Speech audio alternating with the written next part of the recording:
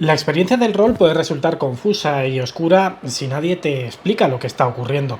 La primera vez que me encontré con los juegos de rol fue en un parque, siendo niño, en Madrid, y bueno, había un grupo de chavales alrededor de una mesa de esas de piedra para jugar al ajedrez y tenían puestos unos planos que habían dibujado a mano con rotuladores. Había una zona con volutas amarillas, con puntos, que representaban desiertos. Había una zona con cruces grises, que representaban cementerios, zonas aserradas de color azul para los mares y ángulos verdes que apuntaban hacia arriba para los árboles. La verdad es que me quedé alucinado porque además los vi como muy excitados, aunque no me enteré de nada. Luego ya en mi casa me puse a dibujar mis propios planos, ¿sabéis? Con castillos, con pozos, con puntos, ríos que eran ríos de lava. Pero una vez que tenía dibujado el plano, yo ya no sabía qué hacer con él, porque como os digo, no me había enterado de nada. Si hubiera sabido lo que sé ahora, pues podría haberle sacado partido a tope. Hola a todos, roleros y roleras. Voy a dedicar esta serie de vídeos a mostraros en qué consiste el juego de rol en solitario. No me refiero a ese momento en el que un director de juego juega únicamente con una sola persona, sino a partidas en las que uno mismo asume el papel de director de juego y de jugador durante la sesión. Para mucha gente esto es una situación extraña, ¿no? Que quizá o roza o traspasa de largo aquello que es propio de los juegos de rol. Pero bueno, durante estos vídeos espero que le veáis el valor que yo le he encontrado y oye, si alguno se atreve a intentarlo, a probar a jugar de esta manera, pues yo estaré encantado de escuchar vuestros comentarios al respecto. Este vídeo concreto va a tocar entonces 4 temas. Por un lado, cuál es el propósito de la serie. Por otro lado, si se puede obviar la faceta grupal de los juegos de rol. En tercer lugar, si hay beneficios al hacerlo. Y finalmente, mostraremos un ejemplo de juego. Entonces, ¿cuáles son los propósitos de esta serie? Pues principalmente 3. En primer lugar, la divulgación, por otro lado, la validación y finalmente la exploración. La divulgación de los juegos de rol es el principal motivo de la serie, pero concretamente la divulgación en español. Si miráis por internet sobre juegos de rol en solitario vais a poder encontrar bastante material, vais a encontrar manuales, vais a encontrar módulos, vais a encontrar cartas y vais a encontrar dados, vais a encontrar incluso diferentes aproximaciones filosóficas sobre el tema, pero todo en inglés. En español, por desgracia, no hay apenas referencias, como mucho alguna ligazón con los con los librojuegos, y en la BSK, un conocido foro de juegos de mesa, hay algún apartado en el que se habla del tema y hay un podcast, no solo juegos solos, en el que hay un capítulo dedicado al tema en el que se explora diferentes juegos con diferente profundidad. Está muy bien porque toca muchas temáticas y es un programa bien largo, casi 3 horas y media. Por lo demás, la divulgación de los juegos de rol en español en solitario es un desierto. El segundo punto de este vídeo es la validación. Y es que, después de todo, estamos nadando contracorriente. Estamos diciendo que uno de los puntos que normalmente se subraya sobre la naturaleza de los juegos de rol, es decir, que son sociales, a lo mejor no lo es tanto y no es obligatorio. Muchas veces cuando yo he dicho esto me han mirado con incredulidad y con escepticismo. Y vale, estamos hablando de jugar a rol en solitario, lo que quiere decir que después de todo no es necesario ningún tipo de apoyo para llevar a cabo la actividad. Sin embargo, a nadie nos gusta y nos miren raro, ¿no? Os recuerdo todo el tema de los asesinatos del rol y todo el tema del asesino de la katana. Además, bueno, a todos nos gusta compartir, ¿no? Y eso, bueno, cuando uno juega en grupo está siendo validado de forma automática durante la partida. Nos ríen las gracias, celebran nuestras ocurrencias, puede ser que alguien incluso elogie algo de lo que hemos hecho, como hemos interpretado. Claro, todo esto jugando a solas no ocurre. Entonces, la única forma de conseguir una validación externa es o bien escribir un blog, o bien hablar sobre el tema, o tal vez pues contar las batallitas, ¿no? La narrativa y las aventuras que hemos corrido con nuestros personajes. O bueno, como en este caso, grabar un vídeo sobre el tema, ¿no? Aunándolo todo. Con un poquito de feedback que se consiga, y basta con ver subir una visualización, por ejemplo, ese deseo de compartir, ese deseo de trascendencia puede verse más o menos cumplido, un poquito. lo cual, bueno, yo creo que es uno de los motores, por ejemplo, que puede haber detrás del rol emitido por internet, ¿no? Ya sea o grupal o solitario. Derivado de lo anterior, llegamos al tercer punto, que es, a fin de cuentas, contrastar ideas. Y es que, vale, es un sueño imposible. No va a haber mucha gente y tal, pero bueno, yo concibo los juegos de rol en solitario como una tarea en constante evolución. Que estás jugando siempre una especie de beta abierta de el juego que estás jugando. Entonces, cualquier mirada externa puede traer ideas que no se te han ocurrido, pues, por la sencilla razón de que solo tenemos una mente, solo tenemos unos ojos y solo vemos las cosas desde nuestra perspectiva. Con lo cual la perspectiva de los demás tal vez traiga consigo pues riquezas, ¿no? Que podamos incorporar a nuestro juego. Entonces, quién sabe, a lo mejor estos vídeos permiten que de alguna manera yo o cualquier otro jugador en solitario en español consigamos hablar del tema, ¿no? Y ver nuevos acercamientos. Y así llegamos por fin al último de los propósitos de esta serie de vídeos, que es que yo mismo llegue a desarrollar mi propio enfoque acerca de esta temática de los juegos de rol en solitario. Y es que, bueno, cuando yo escribo un guión para hablar ante la cámara, o cuando voy hablando y a medida que se me van ocurriendo las cosas, generalmente no tengo una idea ya cristalizada de lo que voy a decir o voy a pensar. Es más bien una exploración. Es la primera vez normalmente que pienso lo que estoy diciendo. Normalmente en el acto de escribir, bueno, pues me da tiempo a corregir, a profundizar, a dar alguna vuelta. Cuando uno habla, pues normalmente no tiene ese lujo. Y a fin de cuentas no deja de ser una actividad bastante entretenida por sí misma y bastante enriquecedora. Si no ya para la comunidad, pues quizá para uno mismo. Y además, atención y apuntad esta idea, no deja de ser lo que uno realiza cuando está jugando a rol en solitario. Está explorándose, está dejándose sorprender por lo que él mismo genera. Lo dicho, apuntad esta idea porque más adelante volverá una y otra vez. Y pasamos entonces al elefante en el salón, a la parte importante del vídeo. ¿Es posible jugar a rol sin el elemento grupal? Lo interesante es saber si eso pues, se puede hacer y si sigue llamándose o pudiéndose llamar jugar a rol. Como es una cuestión compleja, yo la he dividido en dos preguntas más. Por un lado, ¿cuál es la intención que tenemos cuando jugamos a rol? Y por otro lado, ¿qué es lo que proporciona el grupo y si es algo que quiera o que pueda replicar? Respecto a esa primera cuestión sobre cuál es la intención que hay detrás de nuestro deseo de ponernos a jugar a rol, podemos empezar por analizar el caso obvio. ¿Nos sentamos a jugar a rol para reunirnos? ¿Lo importante es estar con nuestros amigos? Yo creo que es obvio que en este caso eso no puede ser. Porque si no, podríamos hacer cualquier otra cosa, nos daría igual la actividad. Podríamos hacer trekking, podríamos sentarnos en un parque a comer pipas y a charlar, o a estar en silencio. Si todo lo que importa cuando nos jugamos al rol, pues si la única intención que hay detrás es estar con nuestros amigos o estar con ciertas personas, da igual una actividad u otra. Ahora vayámonos a otro extremo. Imaginemos a alguien que se pone a jugar al rol por motivos externos. Yo estoy pensando, por ejemplo, en un máster que juega por dinero, que alquila sus servicios y dirige a otras personas, o en unos actores que graban y emiten sus partidas como autopromoción, o tal vez en un psicólogo que organiza juegos de rol como una herramienta de terapia. Cuando vemos estos casos, yo creo que, no sé a vosotros, pero lo que se dice jugar a rol, parece que no es lo que está ocurriendo ahí. Se están utilizando las reglas de los juegos de rol, es verdad, pero también se están utilizando otras reglas fuera de contexto para llegar a unos objetivos que no tienen que ver con las intenciones que tenemos los jugadores cuando nos sentamos a la mesa a jugar a rol.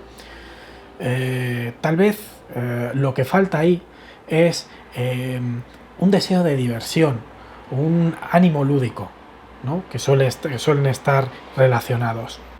¿Y qué caracteriza a este ánimo lúdico que acabamos de comentar? ¿Es solamente la intención de divertirse? No, porque hay muchas formas de divertirse que no lo implicarían. Podemos hablar con gente, podemos ver películas, podemos leer libros, podemos tener sexo. Hay muchas formas de divertirse. Me vais a conceder entonces que ese ánimo lúdico al que me estaba refiriendo quede acotado en el deseo de divertirnos siguiendo determinadas reglas, que normalmente son las reglas de un juego. Vamos a movernos un poquito relacionado con esto hacia el reino de los videojuegos. Y es que, bueno, es una industria tan enorme que han dedicado muchísimo tiempo en pensar cómo colarnos sus productos. Y una de las razones es intentar divertirnos más. Dándole vueltas al tema de la diversión, es frecuente encontrar que una clasificación de tipos de diversión que, bueno, me vais a permitir que os comente rápidamente. Clasifican la diversión en 7 tipos, ¿no? Estaría en primer lugar la diversión por sensación, ¿no? Que es la que se deriva del hecho de estar manipulando cosas y la que se deriva de los sentidos. Por ejemplo, una música bonita, el tacto de unas fichas de póker o tal vez unos gráficos atractivos. Por otro lado estaría la diversión derivada de la fantasía, por el hecho de encontrarnos con un mundo diferente, ¿no? Un mundo pues, medieval, ¿no? Y trastear con todos sus elementos, por ejemplo en Skyrim o en un Runebound. Luego también estaría la diversión derivada de la narrativa, del hecho de que aparezca una historia, ¿no? Y que se vaya desenvolviendo, ya sea que la historia nos la ofrezca directamente al juego, ¿no? Porque tenga algún tipo de guión, o bien pues, que emerja, ¿no? del mismo juego. Y luego también estaría la diversión derivada del reto, del desafío, de superar un problema utilizando más o menos las reglas, las herramientas que nos proporciona el juego. También estaría la diversión derivada del descubrimiento. Y es que durante los juegos, durante el acto de jugar, podemos encontrarnos, por ejemplo, unas cartas, ¿no? Que resulta que son un combo estupendo para ganar, pero también podemos descubrir la forma de ver las cosas de uno de nuestros compañeros en un juego en el que se hable de cosas, por ejemplo, el rol, ¿no? O por ejemplo en Dixit. Habría otro tipo de diversión, que sería la diversión por la expresión, y es que cada uno de nosotros tiene una forma de ver las cosas y puede resultarle divertido, atrayente, utilizar las herramientas del juego para expresar esa visión. Por ejemplo, esa gente, esos jugadores de Magic, ¿no? Que aunque su criatura favorita, digamos los vampiros, no sea muy buena, decide hacerse un mazo de vampiros y se impone a sí mismo una restricción que quizá le pueda perjudicar en cuanto a la diversión de reto, pero le divierte porque quería jugar una baraja de vampiros. Concretamente en lo social también habría 2 tipos de diversión más. La diversión derivada de la camaradería, ¿no? En el hecho de encontrarnos con gente con gustos afines, con los que podemos hablar de las cosas del juego y de las cosas de fuera del juego, y podemos también observar rituales como los saludos o como tal vez canciones que puedan aparecer. Y el último tipo de diversión, que es también social, es la diversión por sumisión. Puede ser sumisión a las reglas del juego, ya sea porque las reglas nos obligan a repetir ciclos de recompensa que en sí mismos no son muy atractivos, pero que estamos dispuestos a repetir una y otra vez, como cumplir quest en un MMO, o bien la sumisión al grupo, ¿no? A respetar determinados rituales, determinadas horarios, por ejemplo, o el liderazgo de algunos jugadores.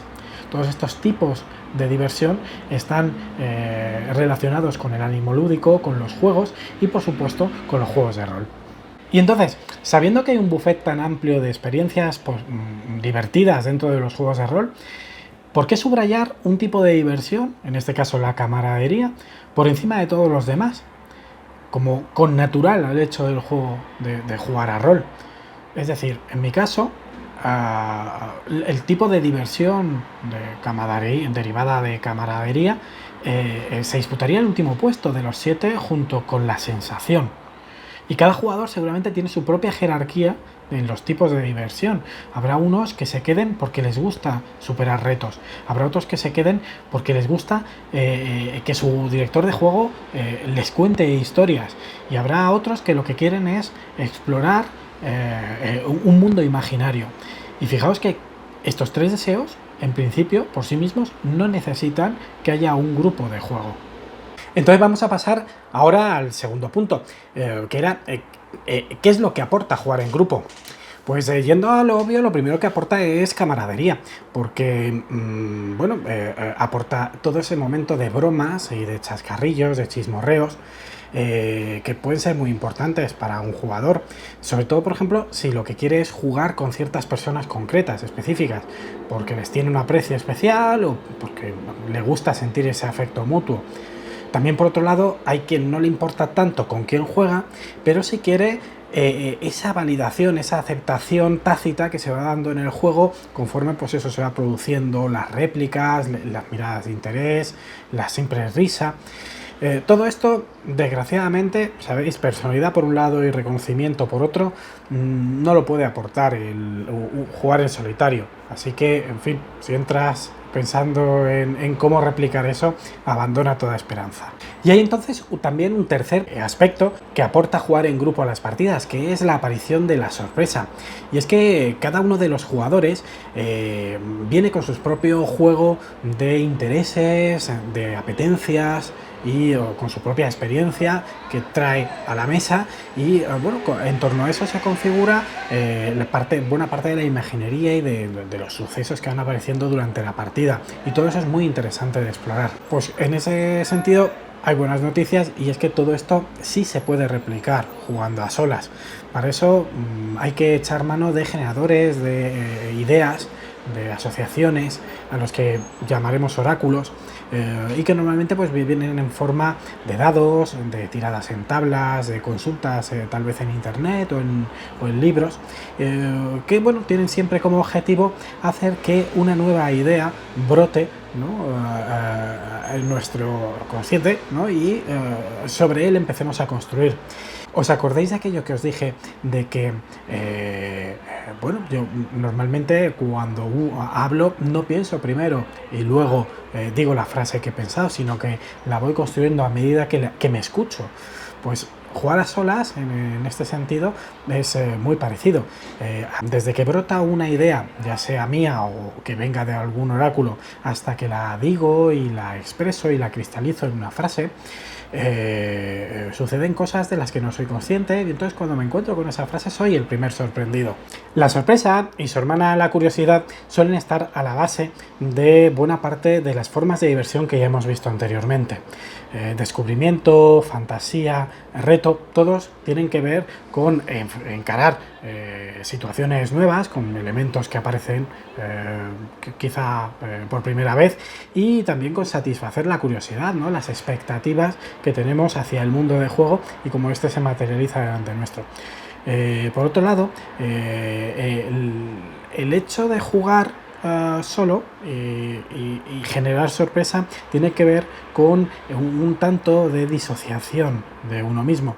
Por un lado, debe ser suficientemente activo como para ser capaz de crear contenidos nuevos, situaciones nuevas y respuestas, pero por otro lado debe ser capaz también de ser suficientemente activo como oyente, como para recibir sus propias aportaciones y ser capaz de sorprenderse por ellas, de sentirlas y quizá de festejarlas. No es imposible. El hecho de producir el mensaje suele ser un fenómeno inconsciente, y muchas veces somos el primer oyente y somos el primero que se sorprende. Es como recordar esos momentos en los que cuentas una broma dentro del grupo y tú eres uno más de los que se ríen. ¿Por qué? Porque tú mismo te sorprendes por ese robot interior que tienes, capaz de soltar un chascarrillo gracioso sin necesidad de que tú lo hayas pensado primero. ¿Y qué hay de la diversión que se deriva de la camaradería y de la sumisión que habíamos visto anteriormente? Pues no se puede dar como se da con gente. Sin embargo, hay elementos que sí se pueden repetir, como son la complicidad por un lado y el respeto por otro. Hay complicidad, por ejemplo, cuando hay personajes recurrentes. Imagina la situación en la que tienes que crear un personaje nuevo para una escena y en lugar de hacerlo, lo que haces es coger uno de una partida anterior y introducirlo en un contexto inesperado. Eso se parece mucho a hacerte un guiño, a gastarte una pequeña broma. Por otro lado, también hay respeto, ¿no? Por ejemplo, al respetar tus propios horarios, al disfrutar de la sensación de levantarte temprano para que nadie te interrumpa, ¿no? Y disfrutar de esa hora y media, 2 horas que vas a poder jugar. También cuando disfrutas de la colocación de los elementos de juego que vas a utilizar de la manera que tú encuentras más satisfactoria. Todo esto no es más que seguir unos rituales, unos compromisos que haces contigo mismo, con tu yo del pasado y también con tu yo del futuro, que son al final tu equipo, los otros que están fantasmagóricamente al otro extremo de la mesa. No dejan de ser rituales satisfactorios de respeto hacia tus gustos, hacia tu forma de hacer las cosas, hacia tus propósitos y finalmente también hacia tus logros. Resumiendo, a la pregunta de si es posible jugar a rol sin esa faceta social, yo tengo que responder que sí. Porque por un lado, de entre todos los tipos de diversión posibles a los que se puede llegar jugando a rol, la diversión por sociabilidad solo es uno de ellos. Y porque, por otro lado, buena parte de lo que aporta el grupo cuando uno juega a rol en mesa, en grupo, se puede conseguir por otros medios. Por supuesto hay salvedades. Por un lado, todo depende también de lo que uno pretende conseguir de los juegos de rol, del tipo de diversión que uno pretende lograr. Si lo que pretendías principalmente es diversión social, los juegos de rol en solitario no te van a servir.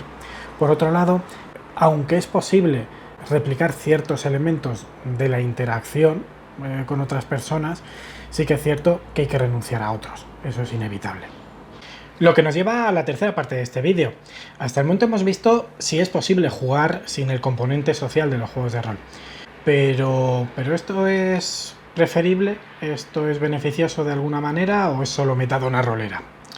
Yo no os voy a engañar, yo empecé en esto como sucedáneo. Había juegos a los que quería jugar, había temas que quería tratar, que quería ver en partida, pero no tenía con quién. A veces, ya sabéis, el infierno son los demás, y aquí tengo una pequeña lista de agravios, porque hay cambios de planes a última hora, o la partida que te plantean no te gusta gran cosa, o las intervenciones y charlas de tus compañeros de mesa te sacan de la partida, o tú quieres jugar un tema y tus compañeros no quieren jugarlo, o no te siguen, o alguien no se sabe las reglas, o simplemente no hay nadie para jugar porque ha habido una diáspora de amigos, o si juegas por internet resulta que hay quien no tiene buena conexión a internet o no tiene buen audio y entonces la partida es un chasco. Todo esto son situaciones muy molestas, que además me recuerdan a esa escena de Los Simpson en la que Bart le dice a Milhouse que ellos son amigos por conveniencia geográfica. Y eso es cruel, pero es verdad. Muchos jugamos con gente, sobre todo en mesa, o sea, jugamos con quien hay, no con quien nos gustaría, con quien es posible.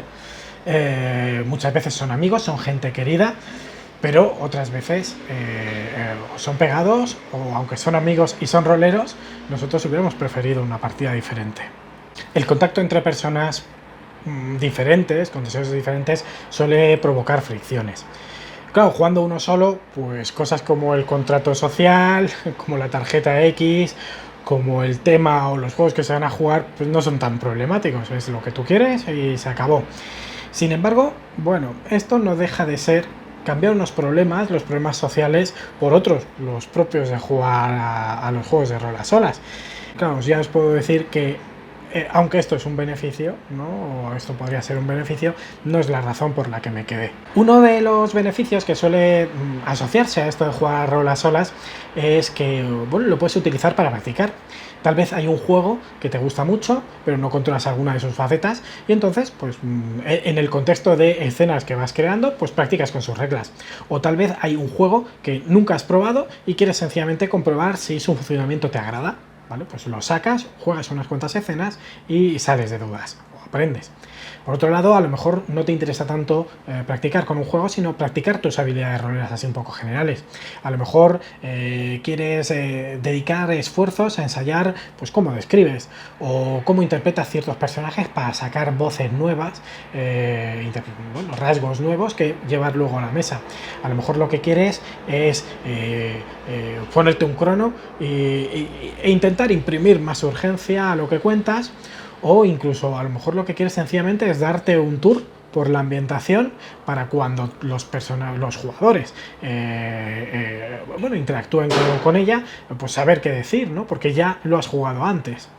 Y todo esto es muy interesante y es muy divertido y muy útil, pero no deja de ser como ese jugador que jugaba por dinero, ¿sabéis? O como aquel que jugaba para promocionarse. No deja de ser no jugar, sino más bien practicar. Es otra cosa lo que está ocurriendo ahí. Entonces, bueno, yo, aunque le veo la utilidad y aunque entiendo que mucha gente juega así, si miráis por internet lo veréis, yo reconozco que no es la razón por la que me quedé. Otro de los beneficios de jugar a rol a solas es que adquieres el control pleno del tiempo dedicado al juego. Cuando solo depende de ti, bueno, pues tú decides cuánto vas a jugar y cuándo lo vas a hacer. Y además es un tiempo que empleas con un rendimiento insuperable. Vamos a compararlo con el juego de rol en grupo. Cuando juegas en grupo hay muchísimos momentos de espera, porque bueno, puede ser que tu personaje no esté en el lugar donde transcurre la escena, o porque no participa en la conversación que se está dando o en el combate que se está disputando. Por otro lado, hay jugadores que requieren más atención, más foco que los demás y no los sueltan ni que los maten. Por otro lado, aunque todo lo demás fuera igual, aunque hubiera un cronómetro que efectivamente todo el mundo habla un minuto y solo un minuto, si fuerais un grupo de 5 jugadores, tú solamente habrías hablado el 20% del tiempo, solamente habrías propuesto cosas o participado en diálogos ese tiempo, que vale, el resto pues sería un 80% de tiempo de espera. Que vale, que es algo, esto es una acusación injusta, o sea, en el hecho de esperar solo está también en la diversión de ser espectador de lo que les está ocurriendo a los demás. También es verdad que aunque disfrutas siendo espectador, disfrutas todo ese 80% de espera, no disfrutas solamente una parte. Puede ser más o menos, dependiendo de lo afín que seas con el grupo o con la partida. Pero bueno, siempre hay una parte de tiempo desperdiciado. Vamos a comparar esto con ese momento en el que estás jugando a solas. Cuando tú juegas a solas siempre estás haciendo algo. Puedes estar interpretando un personaje, puedes estar decidiendo qué es lo que ocurre, las repercusiones de sus acciones, puedes estar decidiendo qué es lo que va a pasar después, describiendo algo, puedes estar manipulando las reglas para que sucedan ciertas cosas, para que el combate transcurra de cierta manera. Todo eso en tiempo real, sin parones. O más bien, perdona, con parones, los que tú quieras, los que tú necesites. Y como los has puesto tú porque es tu descanso, no es espera, es descanso y estás de acuerdo. Controlar de esta manera el tiempo, de verdad, es algo fabuloso. Te deja agotado porque la hora y media que estás jugando es hora y media que estás jugando sin parar, disfrutada desde el principio hasta el final. Es sabrosa, es interesante, pero aunque es la razón por la que yo llegué, de nuevo, no es la razón por la que me quedé. La razón por la que yo me quedé, al final, es la calidad. Y es que jugando a solas no solamente tienes un control absoluto sobre el tiempo de juego, tienes también un control total sobre los temas y la estética que va a adoptar la partida. Y eso para mí es el diferencial. Mira, un ejemplo. Si yo le planteo a mis amigos una partida, que vamos a jugar una partida de superhéroes, uno se va a hacer a Batman, otro se va a hacer a Superman, otro se va a hacer a Constantine, y el último es posible que se haga a Deadpool o que se haga el Pato Howard, porque cada uno de ellos espera cosas diferentes de la partida y le apetecen cosas diferentes. Conjugar todo esto puede provocar disonancias. Vale, esas disonancias se pueden negociar, se puede hablar sobre el tema, pero eso ya es un esfuerzo extra que hay que añadir. Y bueno, no olvidemos que negociar al final siempre es conceder una parte. Por otro lado, no seamos injustos, muchas veces lo que tú querías una cosa y en el contacto con los demás y con cosas con las que no esperabas se genera algo que es incluso mejor, ¿vale? Una partida incluso más divertida. Pero no deja de ser algo diferente de lo que tú querías jugar. Tú querías jugar una partida de una partida de Cyberpunk tipo la chica mecánica, y de repente, pues a lo largo de la partida se va desarrollando y te encuentras con el enésimo allanamiento a una corporación. Que vale, es muy divertido, te has emocionado, te has reído, pero no era lo que querías jugar. No era lo que querías explorar.